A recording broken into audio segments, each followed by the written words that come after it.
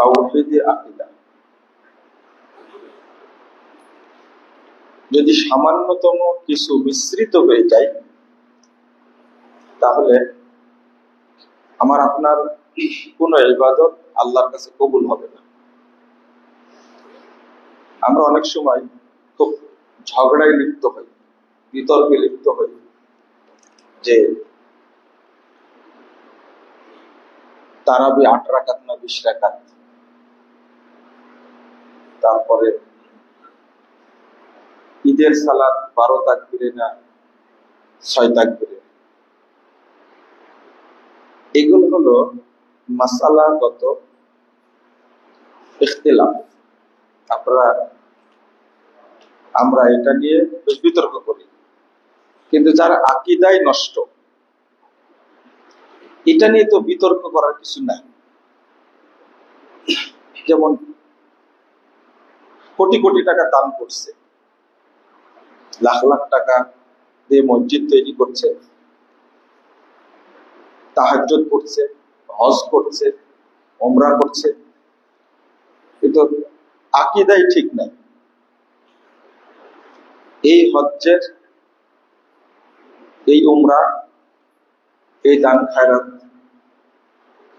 কোনো মূল্য নেই। আমার কথাটা খেয়াল করবেন, মিশ্রিত আকীদা। যারা মূর্তি পূজা করে, কবর পূজা করে, এরা তো পরিষ্কার মুশরিক, এতে কোনো সন্দেহ নেই। আমাদের দেশের মানুষ মোটামুটি 3 ভাগে বিভক্ত। এক ভাগ মানুষ প্রচলিত রাজনীতির সাথে জড়িত, যাকে আমরা বলি ধোঁকাবাজির রাজনীতি, এর সাথে এক শ্রেণীর মানুষ জড়িত। আর এক শ্রেণীর মানুষ ধর্মের সাথে জড়িত, কিন্তু তাদের আকীদা হলো পীর পূজা জায়েজ, কবর পূজা জায়েজ, খানকা পূজা, মাছ পূজা, গাছ পূজা, এই শ্রেণীর মানুষ। এবার খেয়াল করেন, এই 2 শ্রেণীর মানুষই আমাদের সমাজে বেশি। এখন তো অধিকাংশ মানুষই এই প্রচলিত পচা রাজনীতির সাথে জড়িত, কামড়া কামড়ি, মারামারি। এই রাজনৈতিক দলগুলো শুধু শিরিক করে না, এরা শিরিক উৎপাদন করে। আর যারা টুপিওয়ালা নামাজ পড়ে, এরা অধিকাংশই কোনো না কোনো পীরের মুরিদ। আর অল্প কিছু মানুষ আছে যারা এই তাগুতি রাজনীতিকেও বিশ্বাস করে না, আবার মাজার পূজা, কবর পূজা এগুলোকে বিশ্বাস করে। এদের সংখ্যা খুবই অল্প, যারা আমরা আহলে হাদিস, আলহামদুলিল্লাহ। এখানে একজন ব্যক্তি আল্লাহকেও বিশ্বাস করে, আবার মাজারেও যায়, মক্কাতেও যায়, মন্দিরেও যায়। সমস্যা হলো তার একটা বিশ্বাস, আমি তো নামাজ পড়ি, আমি তো তাহাজ্জুদ পড়ি, আমি কিভাবে মুশরিক হব? এই লোককে বোঝানো খুব মুশকিল যে আমি মসজিদ করেছি, টাকা দেই, তাহাজ্জুদ পড়ি, আমি মাজারেও দান করি, মসজিদেও দান করি, আমি কিভাবে মুশরিক হলাম? এই ধরনের লোক শুধু মুশরিক না, এই পাক্কা মুনাফিক, বরং সাধারণ কাফের মুশরিক। যেমন আবু জাহাল, আবু লাহাব, উতবা, উবাই ইবনে খালফ, এগুলো কিন্তু মুশরিক, কাফের। এরা কোনোদিন মুনাফিকি করেন। আপনি বলবেন যে কিভাবে মুনাফিকি করেন? কোনো রেকর্ড নাই যে আবু জাহাল একদিনের জন্য কাবা ঘরে সেজদা দিয়েছে, পুরো রেকর্ড নেই। উবাই ইবনে খালফ একদিনের জন্য কাবা এসে 2 রাকাত নামাজ পড়েছে, কোনো রেকর্ড নেই। কারণ তারা কাফের, মুনাফিকি করে। কিন্তু আমরা মুসলিম নাম ধরে, মুসলিম নাম নিজে বলে পরিচয় দিয়ে আমরা মসজিদে এসে আল্লাহকে সেজদা করি, আর মাজারে গিয়ে তাকে মরা পীরকে সেজদা করি। এটা খাঁটি মুনাফিক না? মসজিদে এসে আল্লাহর কাছে দোয়া করি, আবার মূর্তির কাছে গিয়ে নীরবতা পালন করি, তাই না? শহীদ মিনারে গিয়ে কি করি? আমাদের দেশে স্বাধীনতা আন্দোলনে অনেক শহীদ হয়েছে, তারপরে ভাষা আন্দোলনে অনেক শহীদ হয়েছে।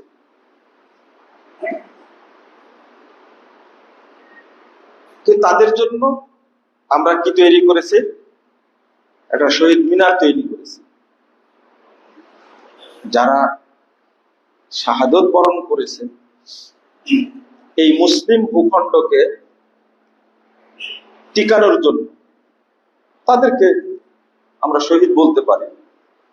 কিন্তু তাদের মাগফিরাত কামনা করার জন্য শহীদ মিনারে গিয়ে যদি কি করি?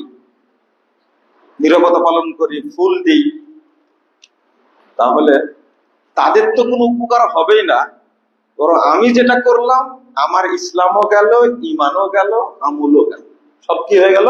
বাতিল হয়ে গেল। তো তাওহীদের সাথে শিরক, তাগুতের সাথে তাওহীদ কখনো মিশ্রণ করা যাবে না। প্রশ্ন আসে না, 1 সেকেন্ডের জন্য। আল্লাহ রাব্বুল আলামিন বলছেন, ওয়ামা ইউমিনু আকসারুহুম বিল্লাহ ইল্লা ওয়া হুম মুশরিকুন। যারা আল্লাহর প্রতি ঈমান এনেছে, খেয়াল করেন, যারা আল্লাহর প্রতি ঈমান এনেছে তাদের অধিকাংশই মুশরিক। এটা তারা কি বুঝলেন? তাহলে বোঝা যাচ্ছে ঈমান আনা সত্ত্বেও কি মুশরিক। সূরা ইউসুফ 106 নম্বর আয়াত, সূরা রুম 8 নম্বর আয়াতে আল্লাহ বলছেন, ওয়া ইন্না কাসীরাম মিনান নাস বিলিকাই রাব্বিহিম লাকাফিরুন। অধিকাংশ মানুষ তাদের রবের সঙ্গে সাক্ষাৎ করবে কাফের অবস্থায়। একটা আয়াতে আল্লাহ বললেন ওহুম মুশরিকুন, ঈমান আনা সত্ত্বেও তারা কি? মুশরিক। আর আরেকটা আয়াতে বললাম কি, ওয়া ইন্না কাসীরাম মিনান নাস বিলিকাই রাব্বিহিম লাকাফিরুন। অধিকাংশ মানুষ তাদের রবের সাথে সাক্ষাৎ করবে। তাহলে রবের প্রতি ঈমান ছিল তাদের, তারা যখন আল্লাহর কাছে দাঁড়াবে তখন কি অবস্থায় দাঁড়াবে? কাফের অবস্থায় দাঁড়াবে। তারা কারা?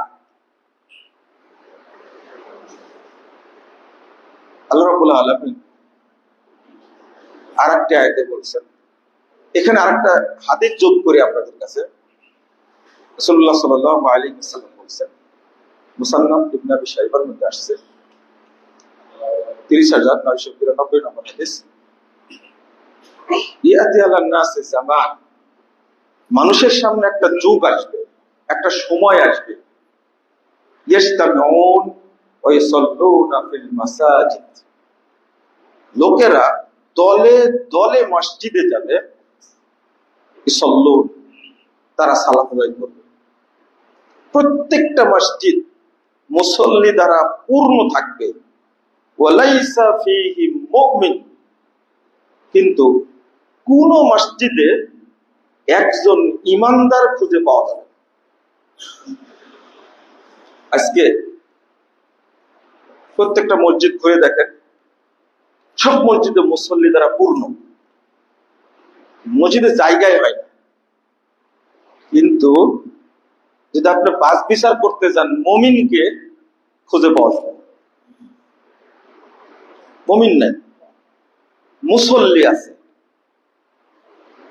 বুঝেন নেব না কথাটা? মুসল্লি আছে কিন্তু কি নাই? মমিন নেই। তো ইমান না থাকলে কি নামাজ কবুল হবে? যেমন মসজিদে সবাই আছে, তারা জুমা পড়বে, কিন্তু কারো ওযু নাই। কি নাই? ওযু নাই। আপনাদের কি বিশ্বাস হয় নামাজ হবে?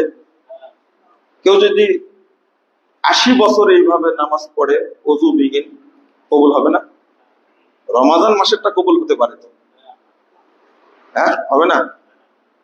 এই বিশ্বাস যদি আপনাদের মধ্যে থাকে যে একজন মানুষ 80 বছর ইবাদত করে, নামাজ পড়ে, কি ছাড়া?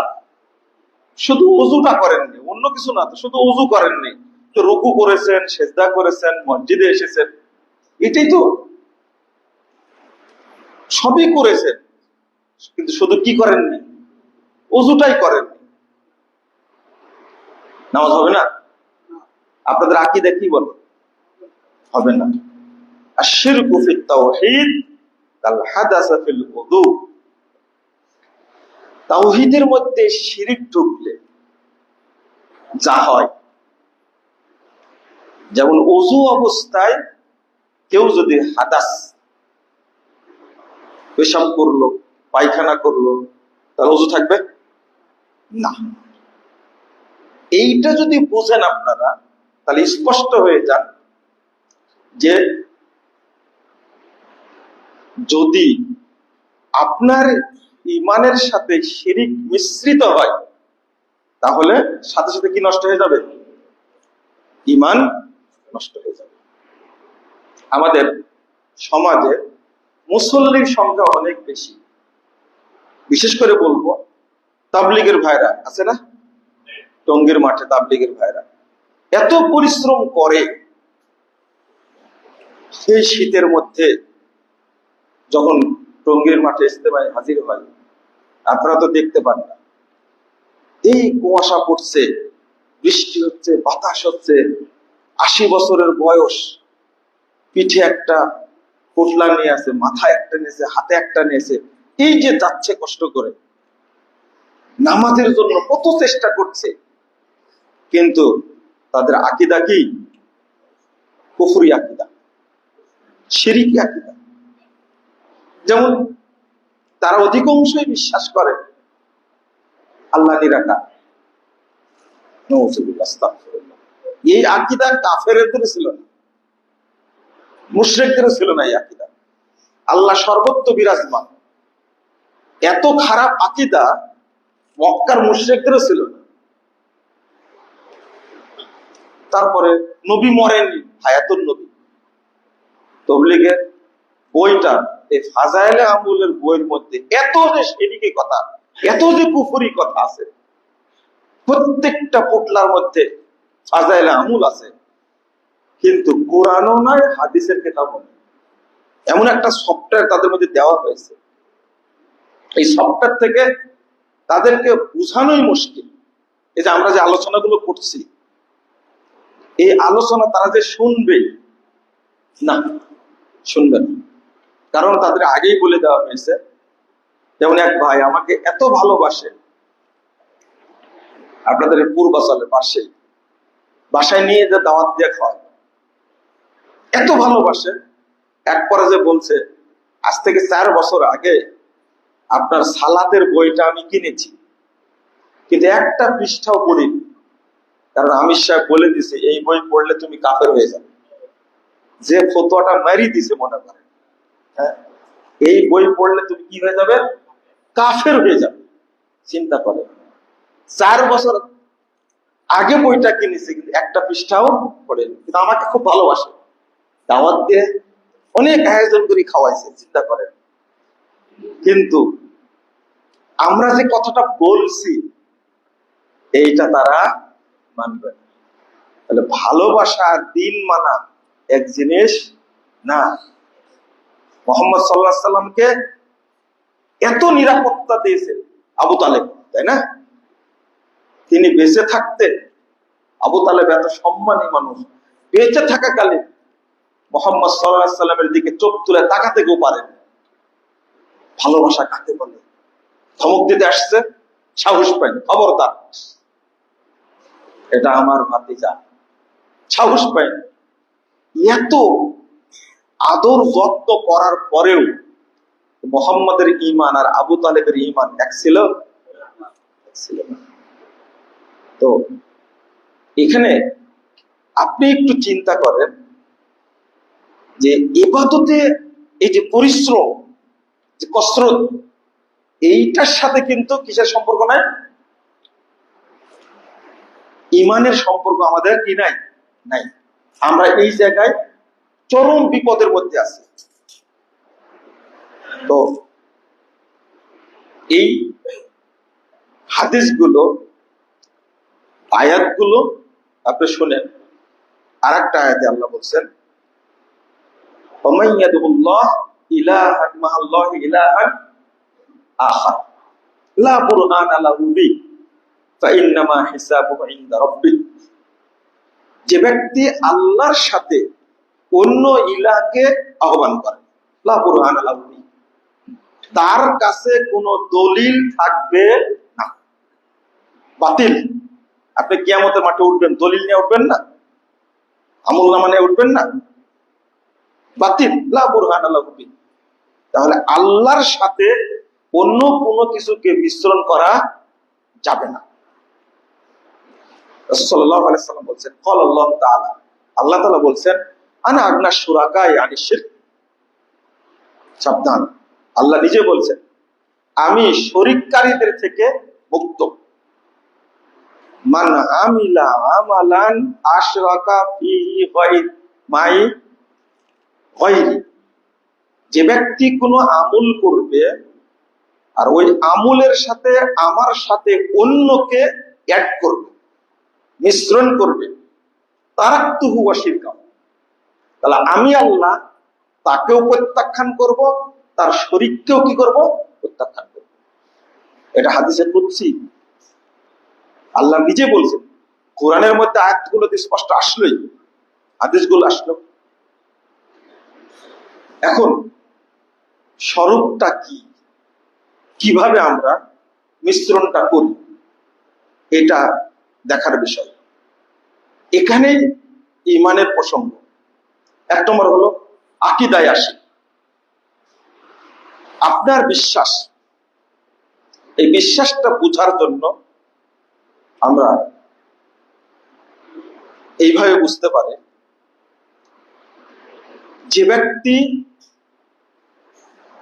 কোনোদিন ওযু করেনি, ভালো করে বুঝেন এটা, যে ব্যক্তি ওযু করেনি কোনোদিন, তার ওযু ভাঙ্গার কোন সুযোগ আছে? হ্যাঁ, ওযুই তো করেন, তাই না? খুব ভালো করে বুঝেন জিনিসটা, পরে আবার ভুল উত্তর দিয়েন না কিন্তু।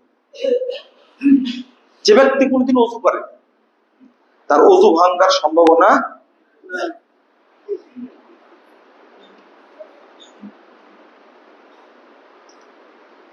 আপনার মা মারা গেছে, এখন আপনার বাপ মারা গেছে, তাকে গোসল দিতে গিয়ে দেখছেন এই জায়গায় বা কোমরে তাবিজ বাঁধা আছে। কি বাঁধা আছে? তাবিজ। বলেন তো, আপনার বাপ মরার আগে ঈমান ছিল? ছিল? কি হয়েছে? হ্যাঁ, ঈমান কি ছিল? কি হয়েছে?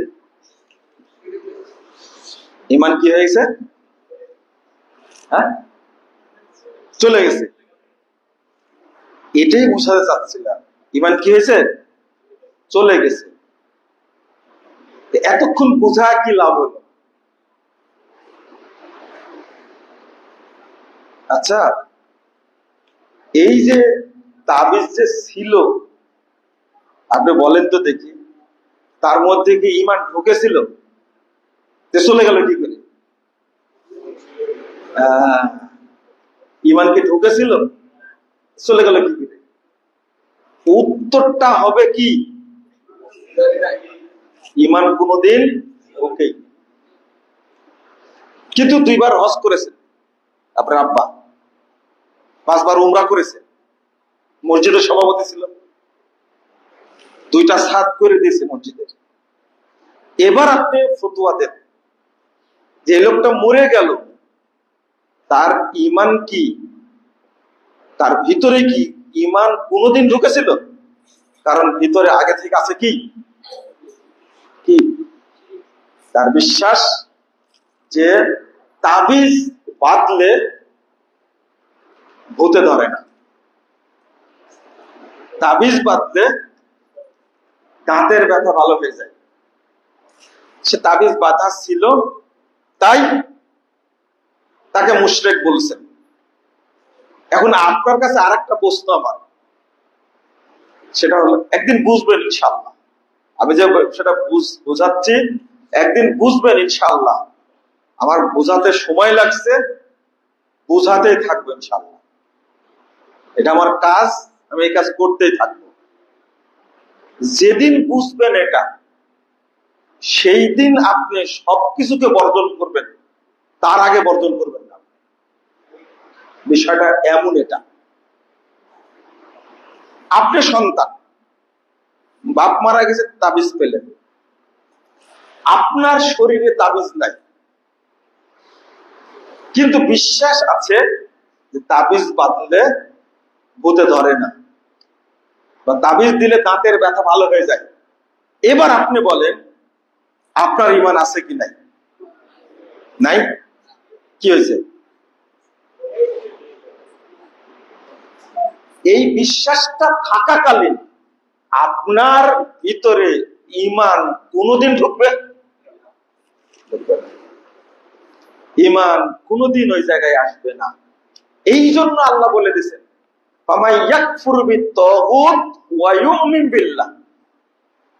যে ব্যক্তি তাগুতের সাথে কুফরি করবে, সম্পর্ক ছিন্ন করবে, ওয়ায়ুমিন বিল্লাহ, আল্লাহর প্রতি ঈমান আনবে, ফাকাদ ইসতামসাকা বিল উরওয়াতিল উসকা।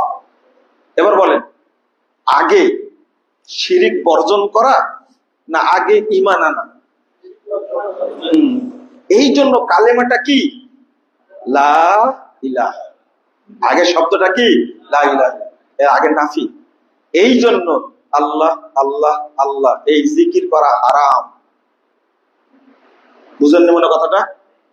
আল্লাহ বলে দিয়েছেন লা ইলাহা, আগে এইটাকে কি করতে হবে? নাকচ করতে হবে, তারপরে কি আল্লাহ। তুমি অন্তরের ভিতরে যাবতীয় মাবুদ রেখে আল্লাহ আল্লাহ আল্লাহ হু হু এগুলো করবা, হারাম, বলা যাবে না। এই জন্য জিকির মানে আফজালুল যিকর লা ইলাহা ইল্লাল্লাহ, শুধু আল্লাহ আল্লাহ জিকির নাই। কারণ আল্লাহর মর্যাদা এতই বেশি, অন্তরে শিরিক থাকাকালীন আল্লাহর নাম উচ্চারণ করা হারাম। শুধু নামাজ পড়া না, শুধু হজ করা না, শুধু উমরা করা না, আল্লাহ শব্দটা উচ্চারণ করাই হারাম যদি অন্তরে শিরিক থাকে। প্রশ্নই আসে। আর মাজার পূজা নিয়ে আপনি আল্লাহ আল্লাহ করবেন না, ভালো করে বুঝেন। আগে হলো যাবতীয় মাবুদকে, যাবতীয় শিরক, যাবতীয় তাগুত সবগুলোকে কি করতে হবে? অস্বীকার, তার সাথে সম্পর্ক ছিন্ন করতে হবে। ওয়ায়ুমিন বিল্লাহ, এরপরে কি নিয়ে আসতে হবে? ঈমান আনতে হবে। ফাকাদ ইসতামসাকা বিল উরওয়াতিল উসকা লা ইনফিসামা লাহা। এরপরে আল্লাহর পক্ষ থেকে যে হেদায়েত, সেটা আপনি পাবেন, তার আগে হেদায়েত পাবেন না। তাহলে আল্লাহ বলছেন আগে তুমি কি করো? পরিষ্কার করো। আগেই বলছেন আল্লাহ আল্লাহ আল্লাহ, এটা চলে না। যেমন 17,458 নম্বর হাদিস মুসনাদে আহমদ, এই হাদিসটা আপনারা অনেকবার শুনেছেন, কিন্তু আবারও শুনেন আজকে। উকবা বিন আমির আল জুহানি তিনি বলছেন, আল্লাহ রাসূলের কাছে 10 জনের একটা জামাত আসলো। কয়জনের? 10 জনের। তো আল্লাহ রাসূল কি করলেন? ফাবায়া তিসআতা ওয়া আমসাকা ওয়াহিদিন। উকবা বিন আমির আল জুহানি বলছেন, তারা দূর থেকে এসেছে, পেটে খাবার নাই, গায়ে কাপড়ও নাই। পেটে খাবার নাই, গায়ে কাপড়ও নাই, হেঁটে পায়ে হেঁটে এসেছে। 10 জনের মধ্যে 9 জনকে আল্লাহ রাসূল 9 জনের বায়াত দিলেন। বায়াত করার পরে ওয়ামসাকান ওয়াহিদ, একজনকে বাদ দিলেন। ক্বালু বায়াতা তিসআতান ওয়া তারাকতা হাদা। আল্লাহ রাসূল, আমরা আসলাম ইসলাম গ্রহণের জন্য 10 জন, আপনি 9 জনের বায়াত দিলেন আর একজনকে কি দিলেন? বাদ দিলেন কেন? বুঝেন কথা। দূর থেকে আসছে আমরা, এই লোকটা আল্লাহর প্রতি বিশ্বাস করে আসছে, রাসূলের প্রতি ভালোবাসে এসেছে, ইসলাম গ্রহণ করার জন্য এসেছে, কিন্তু করালেন না, কাট করে রেখে দিয়েছে। প্রশ্ন করাতে রাসূল সাল্লাল্লাহু আলাইহি ওয়াসাল্লাম বললেন, ইন্না আলাইকা তামিমা, দেখো তার শরীরে তাবিজ বাঁধা আছে। কি বাঁধা আছে? তাবিজ বাঁধা আছে। তখন ওই লোকটি শরীরের মধ্যে হাত ঢুকাই দিলেন এবং তাবিজ ছিঁড়ে ফেলে দিলেন। এরপরে আল্লাহ রাসূল তার কি নিলেন? বায়াত নিলেন। এরপরে বলছেন, মান আল্লাকা তামিমাতান ফাকাদ আশরাক, যে ব্যক্তি তাবিজ বাঁধবে সে শিরক করবে।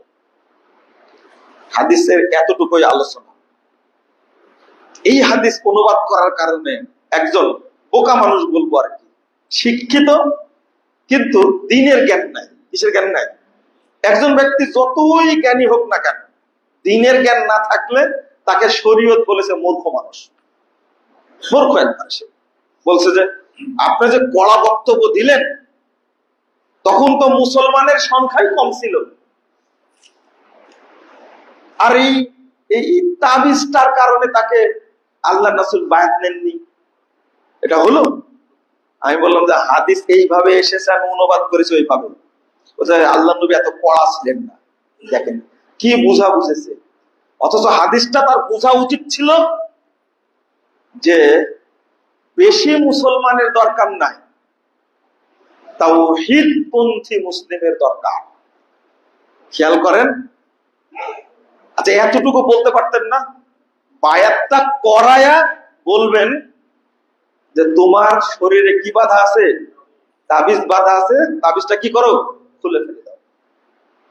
খেয়াল করেন, তাবিজ বাধা, তাবিজটা খুলে ফেলো, এটা বলতে পারতেন, কিন্তু তাকে বায়াতি করান। শুধু তাবিজ আছে এই কারণে। একটু খেয়াল করেন। আচ্ছা, তাবিজ গায়ে বাধা আছে, এটাকে আল্লাহ নবী জানতেন? জানতেন এটা? তাবিজ তো দেখা যাচ্ছে না। হাদিস আসছে আদখালা ইয়াদাহু, শরীরের মধ্যে হাত ঢুকাই দিলেন। আল্লাহ রাসূল দেখতে পারেন নিঃসন্দেহে? কে জানাইছেন? আল্লাহ জানাইছেন। দোষ আল্লাহর নবীর না, দোষ কার? আল্লাহ। নাউযুবিল্লাহ, আস্তাগফিরুল্লাহ। জিবরিল আমিনকে বলে দিয়েছে গায়ে তাবিজ আছে, ওকে কি কালেমা শাহাদাত পড়ানো যাবে না। আল্লাহ বলে দিয়েছেন। এতটুকু অপরাধ, যাকে আপনারা এত ছোট মনে করেন, তাকে কালেমা পড়াননি। যখন তিনি তাবিজ খুলে ফেললো, ছিঁড়ে ফেললো, তখন আল্লাহ রাসূল তাকে বায়াত করালেন। বলছে যে তাবিজ থাকাকালীন ওই ব্যক্তি বলতে পারবেন না আশহাদু আল্লা ইলাহা ইল্লাল্লাহ ওয়া আশহাদু আন্না মুহাম্মাদান আবদুহু ওয়া রাসূলুহু, এটা বলতে পারবে না। তাবিজ থাকাকালীন এটা বলতে পারবে না। এই জন্যই আল্লাহ রাসূল তাকে কালেমা পড়ান। নামাজ কিভাবে হয়, সিয়াম কিভাবে হয়, হজ কিভাবে হয়, আকীদার মধ্যে আছে যেটা, এখান থেকে বাঁচার উপায়টা কি? আপনাকে ফ্রেশ বিশ্বাস করতে হবে একমাত্র কাকে? আল্লাহ। আপনি আজকে এই যে রাজনৈতিক ভাবে যে আমরা শিরকের সাথে জড়িত, মাজার পূজা, কবর পূজা, এটা তো বুঝেনি আপনারা, এগুলো হারাম। আর একটা ছোট্ট বিষয়, যেটা আপনি সকালবেলা উঠেই দোকানে গেছেন, কাপড়ের দোকান হোক, সারের দোকান হোক, ফলের দোকান হোক, গেছেন। এখন আমি এই মসজিদের ইমাম, গিয়ে বললাম, ভাই 2-3টা 3 পিস দেন, আমার বাসায় আত্মীয় আসছে, আমি 10টার দিকে আপনাকে টাকাটা দিয়ে দেবো। প্রথম আপনার মনে কি হবে বলেন তো দেখি? দোকান খুলতেই পারলাম না, আর বাকি নিতে আসছে, তাই না? এবার বলেন, এই লোকের ভিতরে ইমান আছে না নাই? কি হয়েছে? হ্যাঁ, ইমান ঢুকেই। এর প্রশ্ন উত্তরটা কি হবে? ঢুকেইনি। তার মধ্যে এই জিনিসটা আছে যে প্রথম বাকি দিলে সারাদিন বাকি যাবে। এই বিশ্বাসটা, আপনি মনে করছেন যে এটাতেও কি ইমান থাকে না? আরো ছোট কারণ আছে যার কারণে ইমান থাকে না। ছোট উদাহরণ দিচ্ছি যেন বড়গুলো আপনারা বুঝেন। এইরকম যদি আকীদা থাকে, আর একটা, আপনি এই যে মানে কাস্টমারকে ফেরত দিলেন বা একদিন দিয়ে দিচ্ছেন, আচ্ছা ঠিক আছে আপনি নিয়ে যান। সন্ধ্যার সময় যখন ক্যাশ গুনে দেখছেন যে বিক্রি হয়েছে 20,000 টাকা বা 1 লাখ টাকা বিক্রি হয়েছে, এখন বলছেন যে যদি এই সকালবেলা বাকি না হতো তাহলে মনে হয় 2 লাখ টাকা বিক্রি হতো, কিন্তু গতকাল হয়েছে 50,000। গতকাল কি হয়েছে? পজিটিভ মানসিকতা নাই, কি আছে? নেগেটিভ। এটা করাই কে? হ্যাঁ, এটা করাই শয়তান। এটা করাই শয়তান। আল্লাহ রাব্বুল আলামিন এইভাবেই বলছেন। আপনার আরেকটা, ওর মধ্যে একটা ধারণার দরকার ছিল, এই লোকটা মনে হয় পরেজগার ছিল, আমার দোকানে বাকি নেওয়ার পরেও আল্লাহ রাব্বুল আলামিন আমাকে বরকত দান করেছে। পজিটিভ ধারণা না নিয়ে কি ধারণা নিল? নেগেটিভ ধারণা নিল। আর এটা করাই দিছে কে? ইবলিস, শয়তান। আপনি নামাজ পড়েন 50 বছর যাবত, বয়স 60, চালান অটো, কি চালান? অটো চালান। এখন এখান থেকে নিয়ে আপনি যাবেন মাদার নন্দীপাড়া নাকি ওটা বলে, হ্যাঁ, ওখানে আপনি যাবেন। তো অটোতে উঠেছেন, আপনি ফজরের নামাজ পড়ে নামাই দিলেন, আপনি অটোওয়ালাকে দিলেন 20 টাকা। কয় টাকা? এটা হল প্রথম ভাড়া। কিন্তু এই 20টা টাকা নিয়ে কি করবেন?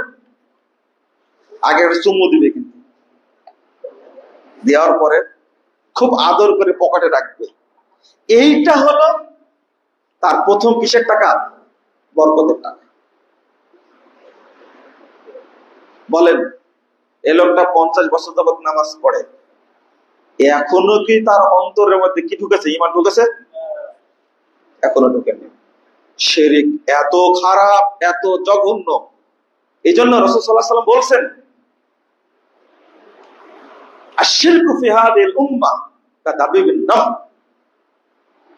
আমার উম্মতের মধ্যে শিরকটা ঢুকবে একেবারে গোড়া পিঁপড়া আছে না, এই ঘাড়ে কামড় দিয়েছে, কখন যে ও উঠছে আপনি খবর পাননি। ঠিক তোমাদের ঈমান নষ্ট করবে শিরক, এইভাবে তোমরা বুঝতে পারবে না। সাহাবীরা বলছেন, আবু বকর রাদিয়াল্লাহু আনহু বলছেন, মাইয়াত্তাকি, আল্লাহ রাসূল, এর থেকে বাঁচবে কে? এইরকম যদি শিরিকের আক্রমণ হয় তো বাঁচবে কে থেকে? তখন আল্লাহ রাসূল শিখাই দিচ্ছেন, শোনো, তোমরা একটা দোয়া পড়ো, তাহলে আল্লাহ রাব্বুল আলামিন এই শিরিক থেকে তোমাদেরকে হেফাজত করবেন। তাহলে এই দোয়াটা সবার মুখস্থ করা ফরজ না? ফরজ। আল্লাহুম্মা ইন্নী আউযু বিকা আন উশরিকা বিকা ওয়া আনা আ'লাম ওয়া আস্তাগফিরুকা লিমা লা আ'লাম। বলেন, আল্লাহুম্মা ইন্নী আউযু বিকা আন উশরিকা বিকা ওয়া আনা আ'লাম ওয়া আস্তাগফিরুকা লিমা লা আ'লাম। এটা অর্থ হলো, আল্লাহ, আমি জেনে যে শিরিকটা করছি তার থেকে তোমার কাছে পরিত্রাণ চাচ্ছি, আর যেটা আমি জানি না, না জেনে করছি, সেখান থেকে তোমার কাছে ক্ষমা চাচ্ছি। এই দোয়াটি পড়লে আল্লাহ আমাকে আপনাকে শিরিক থেকে মুক্ত রাখবেন। অতএব এই দোয়াটা মুখস্থ করে নেবেন। এত এত খারাপ জিনিস যে এতটুকু থাকলেও শিরিক। অতটুকু না, শুধু আপনি আপনার ছেলেকে প্রতিষ্ঠানে নিয়ে গেছেন, প্রতিষ্ঠানের এমডি কে বলছেন যে ভাই, ছেলেটা আপনার প্রতিষ্ঠানে চাকরি করবে, উপরে আল্লাহ আছে, আপনি দেখে রেখেন। এই যে কথাটা বললেন, ছোট্ট কথা, সেটা হলো মাশা আল্লাহু ওয়া শিতা, আর মাশা আল্লাহু সুম্মা শিতা। ওয়া এবং সুম্মা একই রকমের হরফ, কিন্তু একটা বাক্য হলো শিরিক আর একটা বাক্য হলো কি? তাওহীদ। এত ছোট বিষয়। আর আপনাদের যেটা বুঝালাম সেটা কি, হাজী সাহেব হজ করতে গেছে, তো বৌমা বলে দিছে যে ওখান থেকে মরিয়ম ফুল কিনে নিয়ে আসেন।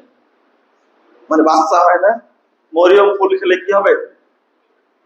বাচ্চা হবে। এই যে, অথচ মরিয়ম ফুল বলতে কোন ফুলই পৃথিবীতে নাই। গাছের শিকড়া কাল নিয়েছি বলে এটা মরিয়ম ফুল। হাজিরও হজ শেষ, আর বৌমার কি? এখন এ বলেন তো, এই হাজি এটা মনে করে নিয়ে আসলো, হাজির কি ইমান আছে? বৌমার ইমান নাই। মরিয়ম ফুল, এই যে 10 বছর 15 বছর যাবত চেষ্টা করতে, বাচ্চা হয় না, কিন্তু আপনার ধারণা কি জমা কলা খেলে দুইটা হবে, ডবল হবে, ডবল হবে। এত শিরিকের মধ্যে কেন বললাম ওয়ামা ইউমিনু আকসারুহুম বিল্লাহ ইল্লা ওয়া হুম মুশরিকুন? অধিকাংশ মানুষ আল্লাহর প্রতি ঈমান আনা সত্ত্বেও তারা কি? মুশরিক। নামাজ পড়ে মুশরিক, রোজা করে মুশরিক, হজ করে মুশরিক, দান করে কিন্তু কি? মুশরিক। এই দান খয়রাতের কোনো লাভ নাই। এই জাতিকে বুঝাবেন কি করে? আজকে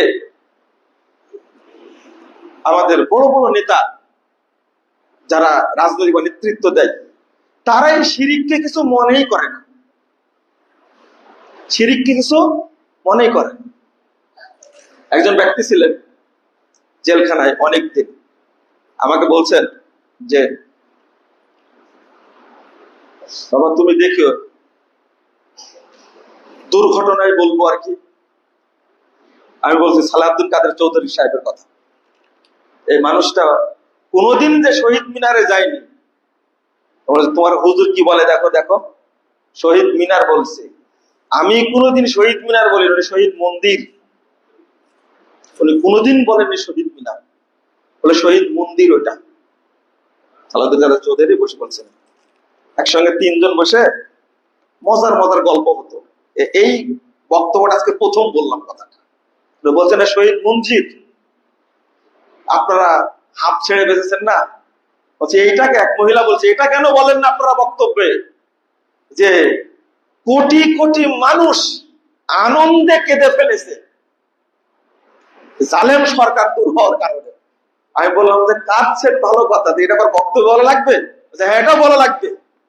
আমরা আল্লাহর কাছে কত দোয়া খায়ের করেছি ইত্যাদি, তাই বলছে। তো অনেক কিছু তো বলা যেত না, তাই না? আবার যখন এখন তো 21 দিনে মিলে রাষ্ট্র চালাচ্ছে, যখন 100 জন মিলে চালাবে, যখন 300 জন মিলে চালাবে, তখনও কিন্তু কথা বলার কি থাকবে না, সুযোগ থাকবে না। এটা হলো ইসলামী রাষ্ট্রের রূপরেখা। যদি এটাই এই 17 জন মিলে বলে যে এটা এখন দেশটা চলবে কোরআন এবং সুন্নাহর ভিত্তিতে, এটা ইসলামী রাষ্ট্র হয়ে যাবে।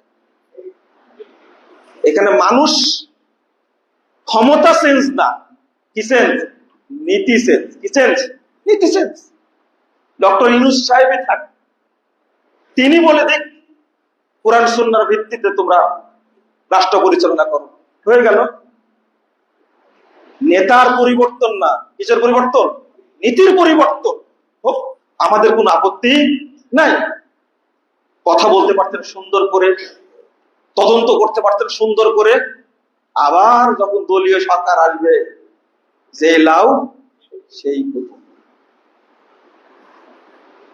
আমি এই জায়গায় যেটা বলতে চাচ্ছি, শহীদ মন্দির কোথা থেকে আসলো?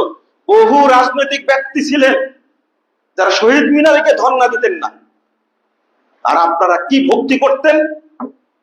শেখ সাহেবের মূর্তি বাংলাদেশে ভর্তি ছিল চারিদিকে।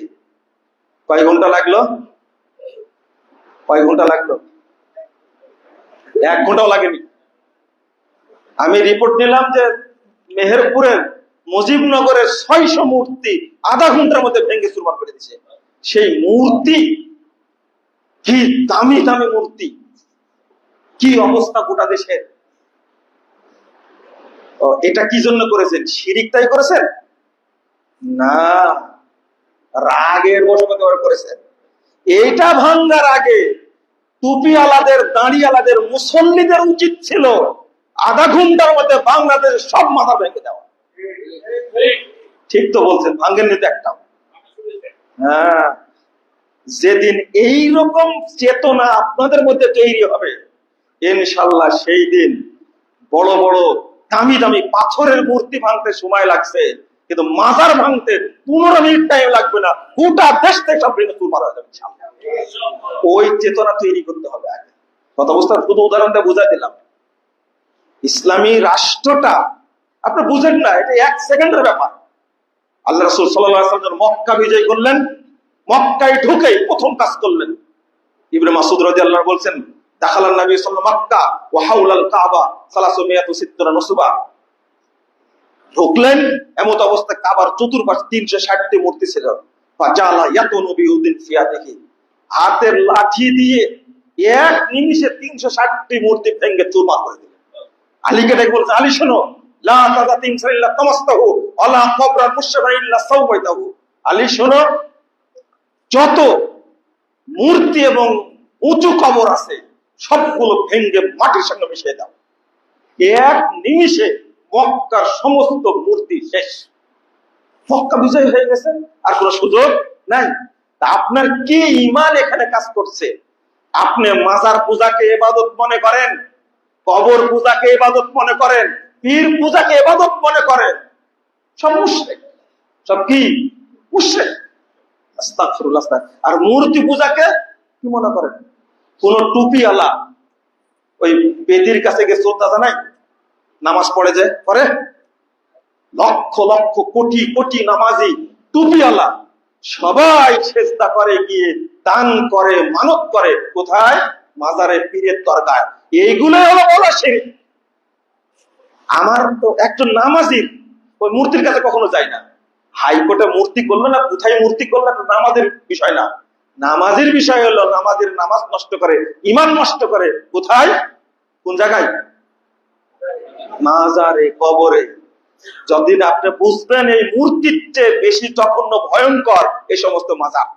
কিন্তু মাজার যারা লালন পালন করে তারাই তো হুজুর, তারাই তো হুজুর।